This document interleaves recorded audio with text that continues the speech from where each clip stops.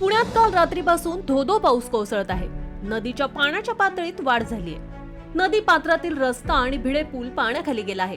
पुण्यातील पावसाची भयावह स्थिती दर्शवणारे अनेक व्हिडिओ व्हायरल झाले आहेत. रस्त्यावर साचलेल्या पाण्यात अनेक वाहने अडकल्याचं समोर येत आहे. दरम्यान पुराच्या पाण्यात कार घेऊन जाणाऱ्या व्यक्तीचा व्हिडिओ व्हायरल होत आहे. सुदैवानं स्थानिक लोकांनी त्याची मदत केली. व्हायरल व्हिडिओमध्ये एक व्यक्ती पुराच्या पाण्यामध्ये आपली कार उतरवताना दिसत आहे. आसपासचे लोक त्याला कारमधून बाहेर येण्यास सांगत आहे. एक व्यक्ती जोरजोरात ओरडत आहे, "ए बाहेर ये, दार उघड, समोर खड्डा आहे." व्यक्तीची कार अक्षरशः पाण्यात बुडणार तेवढ्यात आसपासचे लोक त्याला कारमधून ओढून बाहेर काढतात. कार बुडायला आली तरी तो व्यक्ती बाहेर येत नव्हता हे पाहून लोकांनी आश्चर्य व्यक्त केलं.